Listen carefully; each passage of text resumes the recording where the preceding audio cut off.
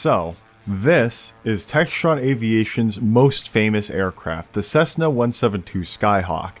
Low operating costs, versatility, and ease of maintenance have made this plane the most popular aircraft in the world, with everything from flight training to personal use. I built this 3D replica of the Cessna 172 here, but I think it's missing something. After all, it's just a regular Cessna. And in a game where you can modify your planes to an incredibly specific state such as Flyout, just flying around a plain old Cessna 172 can be a little bit boring. It's missing the personal, caring touch of a deranged madman trying to convert a Cessna into a monster truck, or the subtle details of a Chevy big block V8 with the largest supercharger you've seen in your life stuck in the nose. So I wanted to ask you, the community, what you thought. This totally isn't because I'm out of ideas waiting for the VTOL update, guys, I promise. So I went ahead and pinged 4,000 people, and before you say anything, nowhere close to that many people submitted in the first place.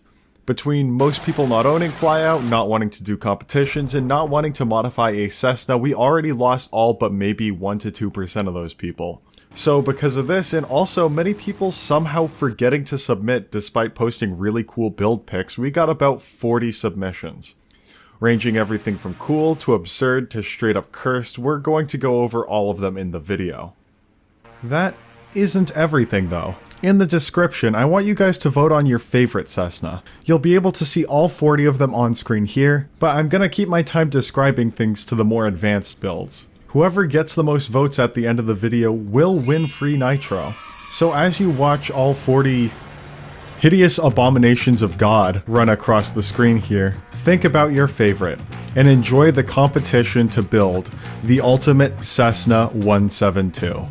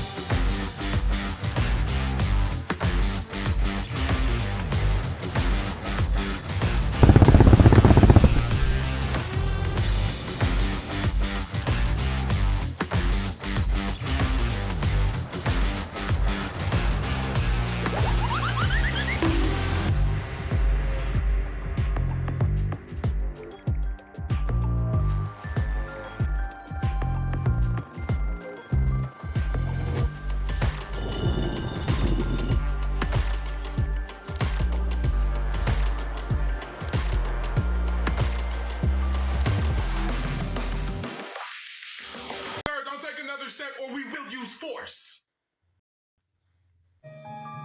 What the?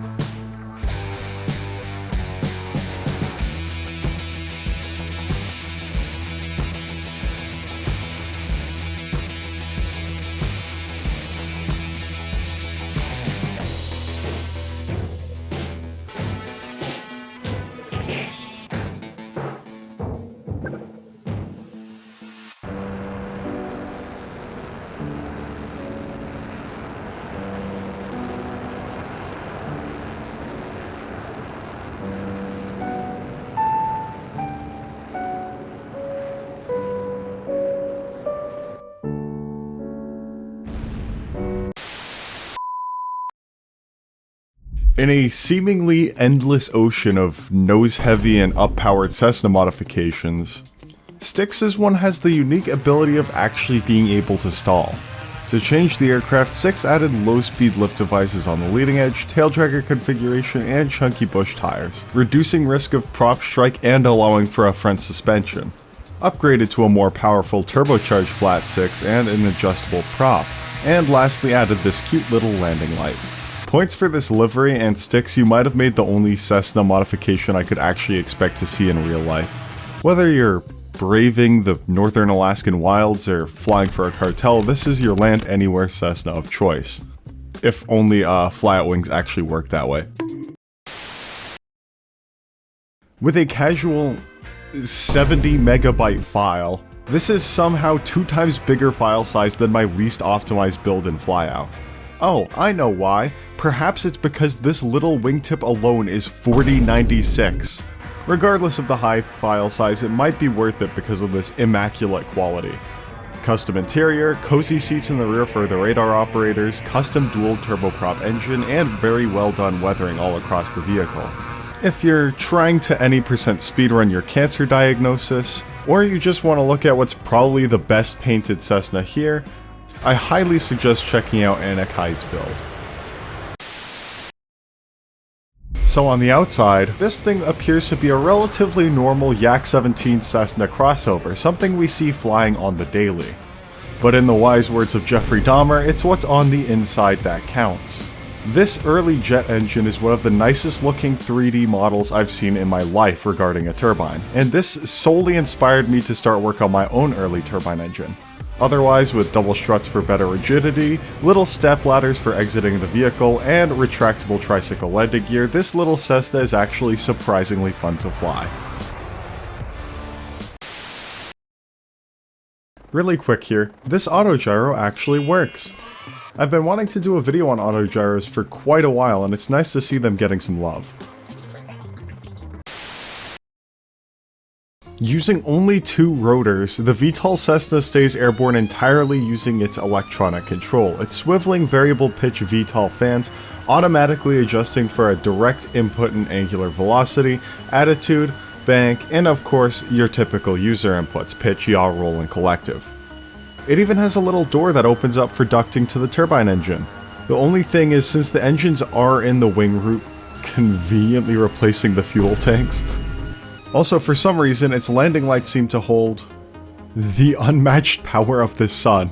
The thrust is rather off-axis from the center of gravity, so you have to hover like this. Or just use thrust from the main engine to balance yourself out. Also, by the way, 100% stealing the concept of that VTOL system for a video. Just one more intercooler, guys, please. One more intercooler. Trust me, it'll work this time. One more. Yeah, Flyout doesn't exactly have structural limitations. If you find a way to counter pre-ignition, you can make an engine just about as powerful as you want. And that's exactly what Imagine Wagon's done here. Completely piston powered, no hidden jet engines or anything, just you, the plane, and 268,000 horsepower on takeoff. Don't ask me how they fit all those horses in the dang thing. Now, out of the 3 or so EV Cessnas we got, you might be going, Massier, why did you pick this EV Cessna? Oh, I don't know, it looks cool. If you got a different opinion, just go fly them and tell me. They're all on the Discord server. Either way, its combined heavy battery pack, high aspect wings, and very efficient flight profile results in just over 1 hour of flight endurance. Yeah, not exactly long range here, but altogether a pretty great concept. Oh yeah, we're gonna take back Gastown with this one. Submitted by Big Ham, this might just be the most feature-intensive and comically nose-heavy Cessna submitted so far. Let's quickly go over the features of this Mad Max-inspired Cessna he built. The little flap 4 was replaced with a high-displacement supercharged liquid-cooled V8 with exhaust stack and a front radiator that's haphazardly mounted.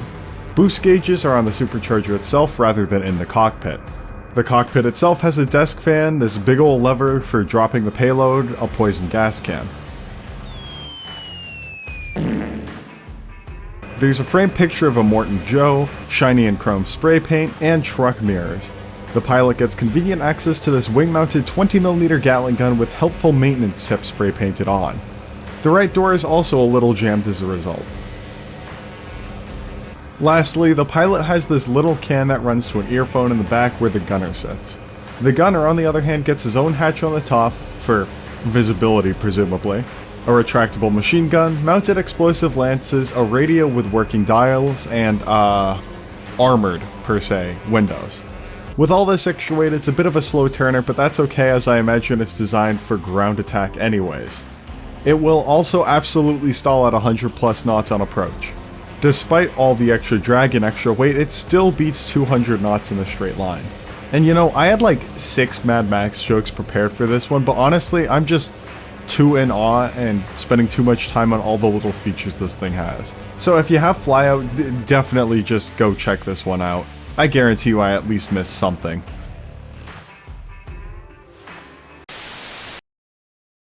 Real brief on this Cessna because it doesn't actually have any crazy features. I did some math on the range equation. Its theoretical maximum range is over 50,000 kilometers.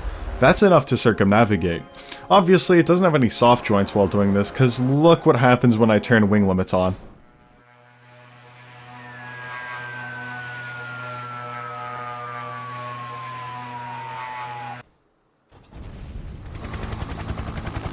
Yeah, but you know, it's still cool, so at least there's that.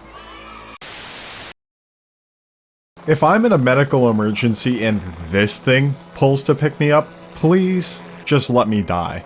With the original engine and drive shaft running behind the pilot, the interior of this thing also somehow managed to have a stretcher in the back. Care flight? Yeah, right. Ready? Watch how hard I can auto-rotate.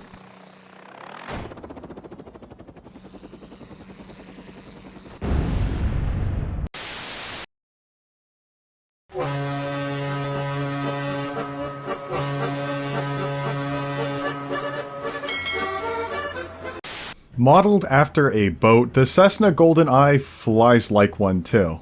Thanks to its high-mounted prop, high wing loading, and noticeable nose heaviness, approaches and go-around can be a little bit sketchy in the Goldeneye. However, I mean, just look at this thing. Huge fan of those custom landing gear too. I think I showed them a few times earlier. Unfortunately, flyout water's still a little bit bugged, so if I try and land, it kind of looks like this.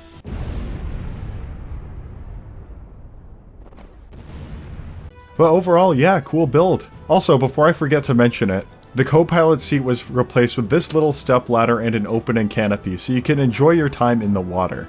Honest to God, if this Cessna was real, I would absolutely buy one.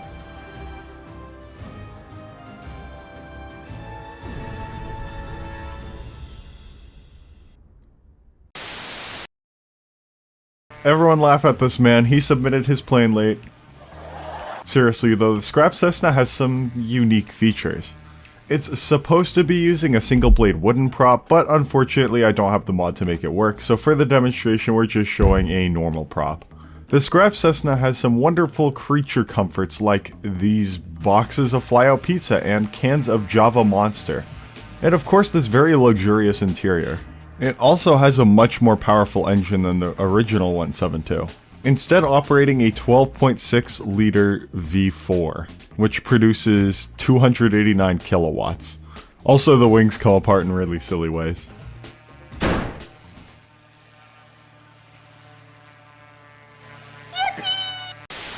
And that's about it for the Cessnas. Some honorable mentions I got working after the video ended was the Cessna 172 CT, as well as Crow's Moab carrier. And also, thank you to my Patreon for making this video possible. Otherwise, I shall see you guys, hopefully in the next one. And don't forget to vote on your favorite Cessna. It'll either be on my community page in YouTube or a link to a Google Forms, whichever I decide after the video goes live. Anyways, see ya!